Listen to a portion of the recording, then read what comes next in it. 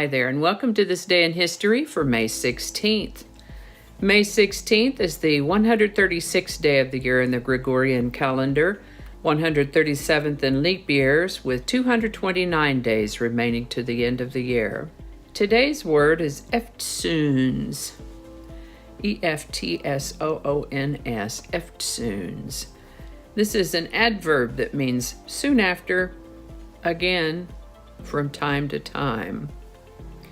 Comes to us through Old English, a combination of words that mean again and soon, originally from Indo-European roots that also gave us the words after, off, awkward, post, and puny.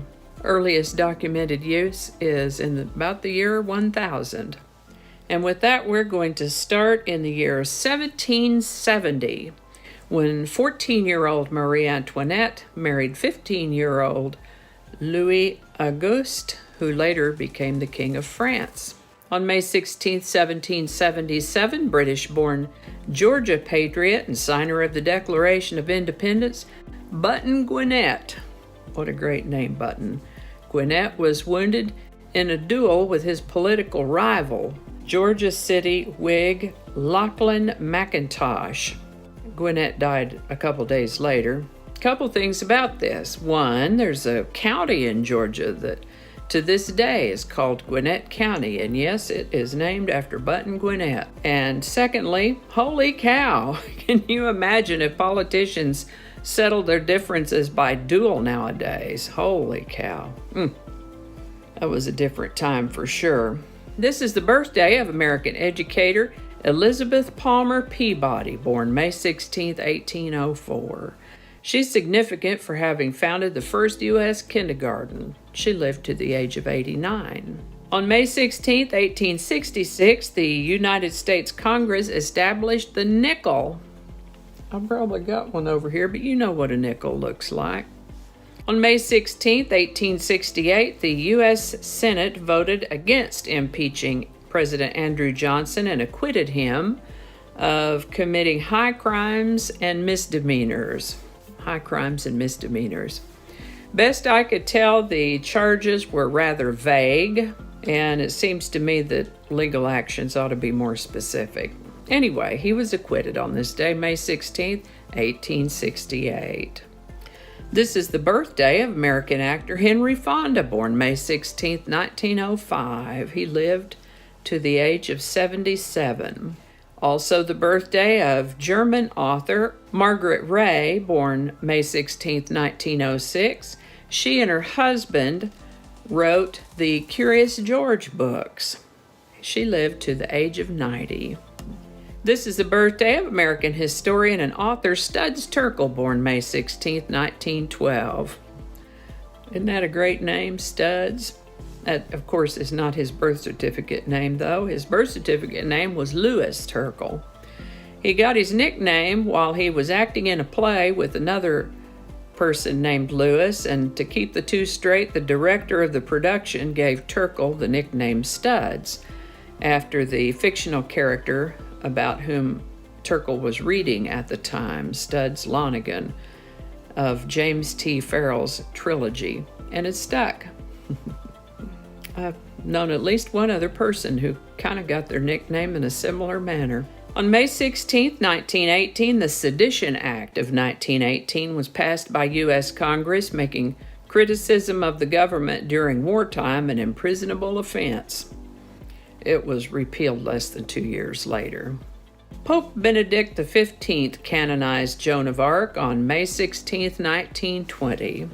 This is the birthday of American baseball player and coach Billy Martin, born May 16, 1928. He could be quite a pill. He liked to bend his elbow a bit. He got fired frequently.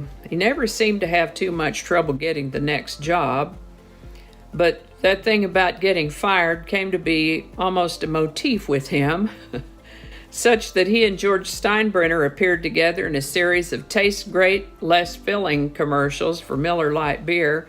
And in one of these commercials, Steinbrenner fires Martin, who says, "Oh, not again." Billy Martin died in 1989 at the age of 61. On May 16, 1960, a fellow named Theodore Mayman operated the first optical laser, a ruby laser, at Hughes Research Laboratories in Malibu, California. LASER, by the way, is an acronym for Light Amplification by Stimulated Emission of Radiation. Highly focused, those are. This is the birthday of the baby of the Jackson family, Janet Jackson, born May 16, 1966. Quite accomplished and, by golly, still working. On May 16, 1988, Surgeon General of the United States, C. Everett Koop, issued a report stating that the addictive properties of nicotine are similar to those of heroin and cocaine. And I must say, I'm not surprised. I wasn't surprised when I first heard it, but maybe a little surprised that it took them so long to issue that report. And from the Welcome to the Current Century Department on May 16, 2005, Kuwait approved women's suffrage in a 35-23 National Assembly vote. And I think that's going to do it for us today. Thank you so much for watching. Consider subscribing if you haven't already. Feel free to share this video with a link in your email, messaging, or social media. If you enjoyed this series, you can check out the playlist that contains these videos. I'll put a link to that in the description. That description lives on YouTube, so for other platforms, I'll include a link to my blog page that is called No Really. You can also find me on Rumble, Parler, BitChute, and Getter. All those links in that description.